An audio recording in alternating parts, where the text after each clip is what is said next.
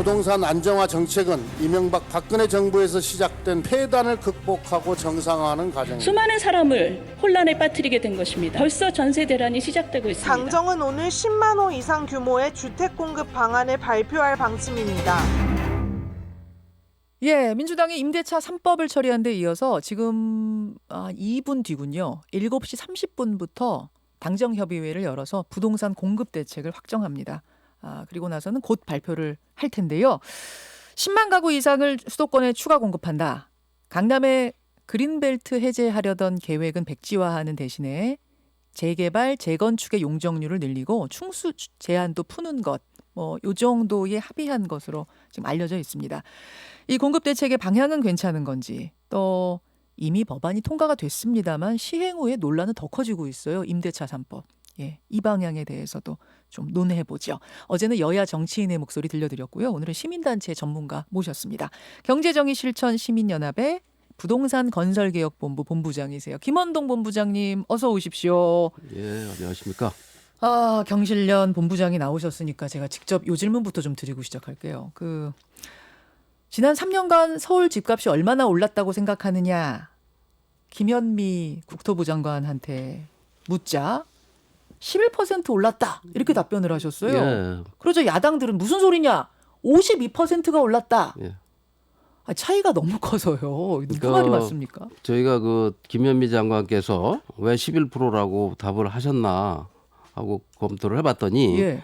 서울에는 이제 아파트가 170만 채가 있고 단독이나 연립이 170만 채가 있어서 한 340만 채의 주택이 있습니다. 예. 그 두 가지를 합쳐서 볼 때는 11%고 아파트만 보면 14%다.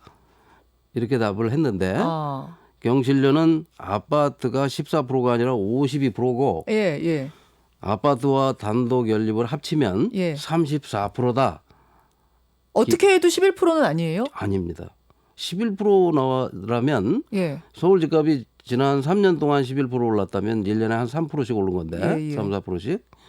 그렇다면 22번의 대책과 지금도 오늘도 대책을 마련한다는 등 이럴 필요가까지 없었죠. 그러면 김현미 장관님은 그 공식 데이터 감사원 데이터 보셨다고 그러는 것 같던데 그게 틀린 거예요? 감정원 데이터를 받았는데 예. 그 감정원 데이터의 근거를 좀 보여달라. 예. 경실련은 그동안 쭉 근거를 제시하면서 이번에도 아파트는 8만 가구 정도 되는 이 경실련이 가지고 있는 아파트, 그리고 청와대 참모들이 가진 아파트, 국회의원이 보유한 아파트, 구청장이 보유한 아파트, 이런 아파트를 실제로 네. 우리가 가격 조사를 해서 52%가 올랐다고 발표를 했는데 네. 김현미 장관은 계속 그냥 율만 말씀을 하시면서 어느 아파트가 11%가 올랐습니까 하고 물으면 네. 대답을 못해요. 감정원 데이터 주십시오 하는데 그거 못 받으셨어요? 그거는 비밀이라 못 준답니다. 비밀 데이터도 있습니까? 글쎄 그게 어떻게 비밀이 될 수가 있는지, 어느 아파트가 얼마 올랐는지를 조사한 것이 그게 어떻게 기밀이 되는지 도대체 이해할 수가 없습니다. 자, 그래서 그게 궁금해서 좀 먼저 여쭙고요. 네. 좀 세부적으로 들어가 보죠. 일단 지난주 처리된 임대차 3법 얘기부터 시작을 하겠습니다. 임차인을 보호하기 위한 법, 취지 좋습니다. 여기 반대할 사람 없고요. 2+2, 2년 플러스 2년으로 계약 기간을 연장할 수 있는 이런 이제 권한과 보증금의 상한선을, 인상의 상한선을 5%로 두는 법인데, 취지에는 다 동의를 하는데 지금 이 방법이 맞느냐를 두고는 갑론을박이 있어요. 경실련 생각은 어떻습니까? 그러니까 방향은 맞는데 네. 지금 정치권에서 나오는 얘기들은 전혀 제가 판단컨대는 얼토당토한 얘기를 하고 있고, 그 이유는 뭐냐면 현재 돈이 한 100억 정도 되는 사람이 집을 10채 가지고 있으면 돈이 풍부하기 때문에 굳이 전세를 놓을 필요가 없습니다. 월세를 받고 있죠. 지금도. 돈이 많은 사람은. 목돈이 그 사람은 더 필요하지 않으니까 그렇죠. 월세를 놓는다. 돈이 한 1, 20억밖에 없는데 집이 10채 있는 사람은 전세 손해인 줄 알면서도 전세를 다 놓을 수밖에 없습니다. 그런데 이게 갭 투자를 했기 때문에. 그렇죠. 2년에서 4년으로 늘어난다고 하더라도 앞으로 4년 안에 엄청난 돈이 어디서 조달되거나 예. 소득이 생기지 않는다면 이 전세를 그대로 유지할 수밖에 없는 것이고 아, 그래서 전세 물량이 감소한다는 말은 예. 전혀 사실이 아니고 아, 전세 물량 감소하고 전세 놓던 사람들이 월세로 돌릴 거라는 말엔 동의 못 하세요? 아니 동의 못하는 게 아니라 그럴 가능성이 거의 없습니다. 아, 없어요? 없죠. 근데 윤희숙 통합당 의원 이분도 이제 전문가 부동산 뭐 경제 전문가신데 이분의 5분 연설을 들으면 저는 그분이 부동산 전문가고 이 경제 전문가라는 사람이 예. 어떻게 그렇게 말도 안 되는 얘기를 했는데 그걸 또 박수를 친다는 것 자체가 예. 아 이거 정말 서민과 약자를 위해서 부동산과 주거 문제를 바라보는 사람이 우리 대한민국에 정말 없구나 그런 생각을 했습니다. 아, 그러니까 지금 전세 놓는 분들이 월세로 돌리려면 그 목돈을 빼줘야 되는데 그럴 여력 있는 사람이 그렇게 많지 않을 거다라는 걸 이제 아니, 근거로 그런 사람이라면 제시하시는군요. 이미 월세를 놨지 왜 전세를 놓고 아하. 지금 손해 보는 전세를 놨겠습니까? 그 부분. 근데 예. 지금 빠진 건 뭐냐면 집주인 입장에서는 그렇습니다. 네. 집주인 입장에서 이익이 되는 월세를 다 놓지 왜 전세를 놨냐면 돈이 부족해서고 네. 세입자 입장에서는 네. 전세를 살고 있는 사람들이 지금 가장 필요한 거는 자기가 맡겨둔 5억, 6억 네. 전세 보증금을 한 푼도 손해보지 않고 집주인이 집값이 떨어져서 깡통 전세가 되더라도 돌려받을 수 있게 하기 위해서는 네. 보증금 의무 보증 제도를 도입해서 집주인은 남의 돈을 무이자로 공짜로 사용하는 대신 그렇죠. 보증서를 발급해 주는 시스템을 도입했어야 되는데 그건 또 빠져 있습니다. 그게 문제라고 보시는군요. 그렇죠. 지금 세를 사는 사람은 예. 전세금 1억 더 올려주는 것도 부담스럽지만 자기가 맡겨놓은 5, 6억을 한 푼도 손해보지 않고 집주인이 무슨 일이 생겨도 네. 보험회사나 보증회사로부터 100% 안전하게 돌려받을 수 있게 해주는 그 장치가 가장 세입자 보호를 위해서 중요한데 소중한 장치인데 고개 빠졌다. 그건 빠졌습니다. 왜 빠졌을까요? 그걸 미처 생각을 못한 검토도 잘 안 하고 지금 임대사업자 집을 100채, 200채 가진 사람들이 그런 분이 많습니다. 그분들이 지금 이 200세대, 300세대 가진 사람이 갑자기 사라져 버리면 예. 그 200세대, 300세대에서 전세 살고 있는 분들이 전세 보증금을 돌려받을 길이 막막해지고 다 그런 경우에는 뭐 소송 걸거나 그냥 기다려야 되는 거예요. 기다려야 되거나 손해를 보거나 그런 경우가 많아. 그렇게 소위 튀는 경우가 많아요. 있습니다. 지금 이 집값이 계속 오를 때는 상대적으로 적지만 예. 집값이 하락하거나 하면 감당할 수 없기 때문에 수백 채 가진 사람이 어디로 사라지면 지방에서도 그런 일이 있었고 네. 최근 몇 년간 그런 일이 많이 발생했는데 그런 것들에 대한 장치가 보증보험 같은 게 네, 있어야 된다. 오케이, 알겠습니다. 자, 그 부분. 이건 어때요, 그럼? 2+2, 그러니까 4년을 세를 주고 나서 신규 세입자를 구할 때 집주인들이 전세를 혹은 월세를 대폭 올릴 가능성. 이건 어떻게 보세요? 그거는 이제 지금 지난 4년 동안 집값이 좀 전에 제가 말씀드린 대로 10억짜리가 16억이 되고 20억이 되고 이렇게 집값이 오르면 집주인은 전세금을 10억일 때는 5억에 빌려줬지만 20억짜리가 되니까 더 받고 싶은 욕구가 생깁니다. 그렇겠죠. 그럴 때는 이제 그런 가능성이 있지만 이게 집값이 안정적으로 가거나 하락할 경우 이명박 정부에서는 그런 일이 생겼습니다. 생겼죠.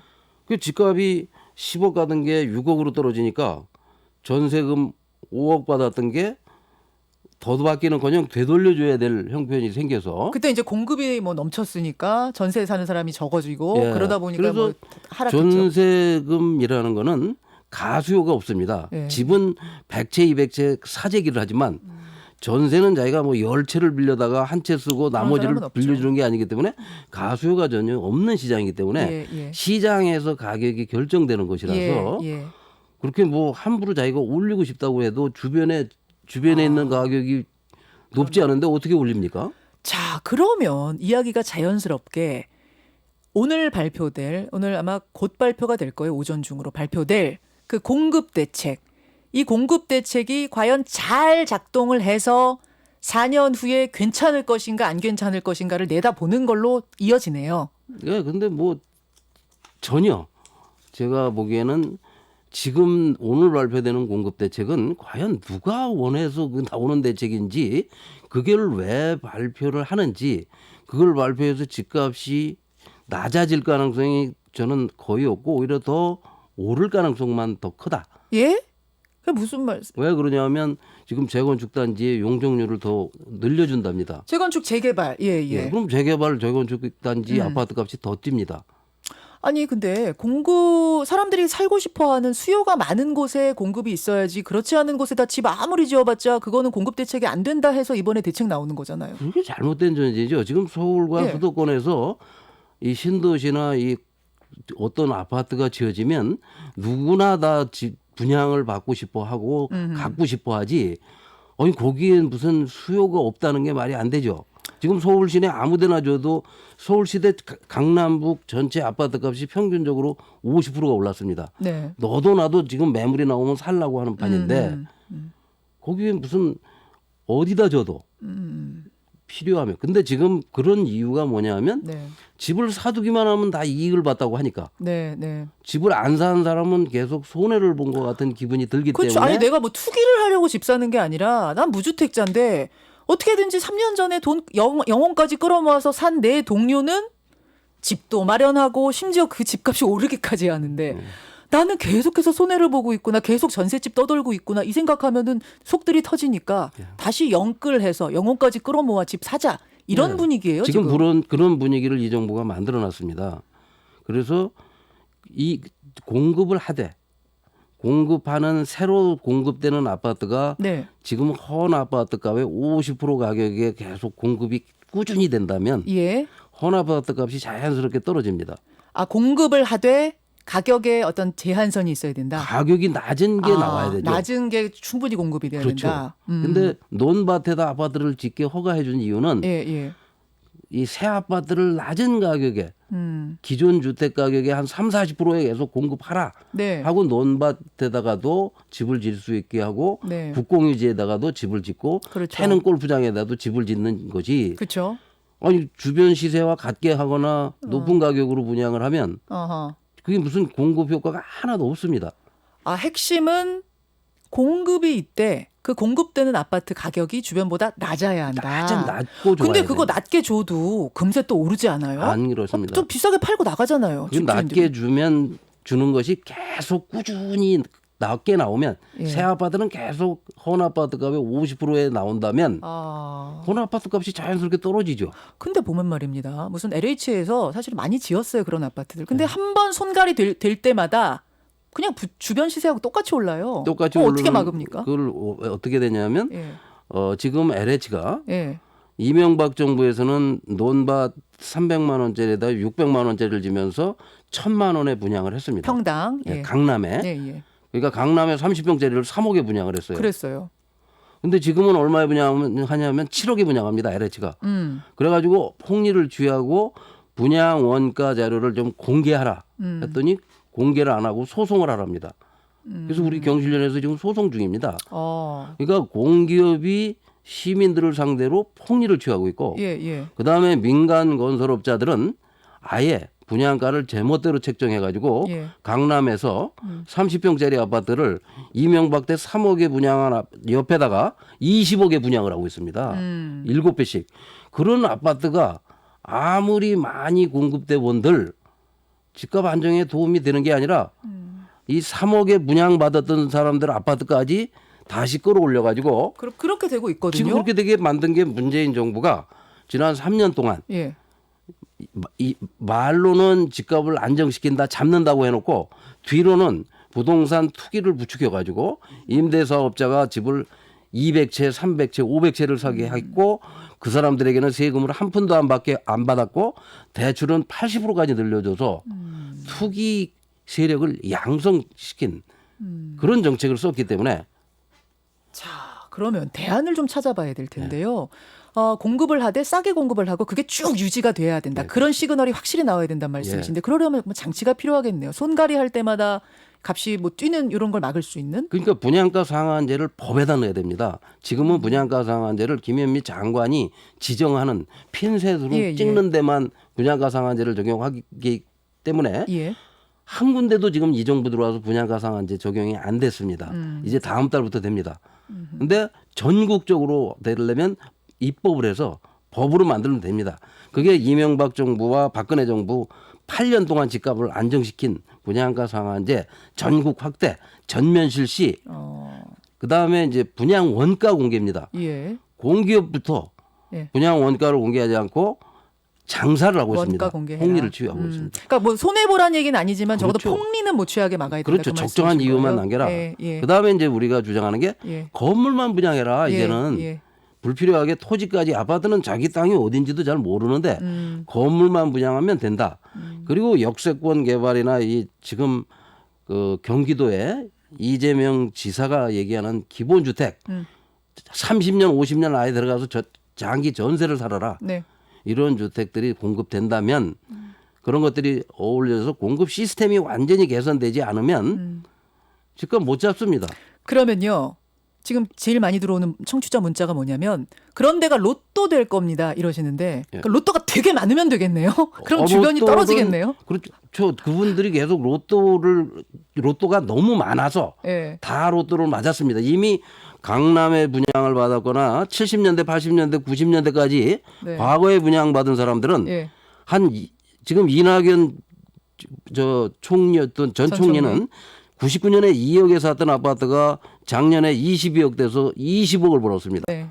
지금 국회의장께서는 2000년에 8억 하던 아파트가 58억이 됐고 그냥 가지고 있는데 올라가는 거예요. 여당 그분들이 원내대표는 뭐 사고 팔아서가 아니라. 아니요. 그러니까 여당 네, 자기들이 그렇게 우리나라 국회의원과 정부와 관료가 자기들 집값 올리는 것만 신경을 쓰고 있어서 우리가 원인이 뭔가 하고 들여다보니까 이 사람들의 다주택자가 40% 집을 자기들은 여러 채 가지고 있으니까 집을 많이 가진 사람에게 유리한 제도를 계속 썼기 때문에 그걸 로또라고 합니다. 지금 만약에 한 채 받는 사람이 몇억 버는 걸 로또라고 해서 네. 건설업자가 1000가구, 공기업이 10,000가구 분양하는 걸 다 그쪽으로 돈이 가게 하면 그 사람들은 대박을 터뜨리겠죠. 자, 제 질문의 요지는 뭐였냐면 이제 3억 평당 3억 하는 아파트를 서울에다가 이제 공급을 했어요. 그러면은 거기만 그냥 로또가 될 뿐이지 주변 시세가 안 움직이면 소용없잖아요. 그렇죠. 같이 내려야 같이 되는데 내려야 그게 어떻게 가능하겠느냐. 같이 내리는 거는 예. 주변 시세를 내리게 하는 거는 세제. 예. 그다음에 새 아파트가 계속 싸게 꾸준히 나오면 헌 아파트를 쳐다도 안 봅니다. 꾸준히 계속 지을 때 계속 있어요. 나와야죠. 예. 그럴 때가 있어요. 지을 있었죠. 70년대부터 2000년까지 30년간 네.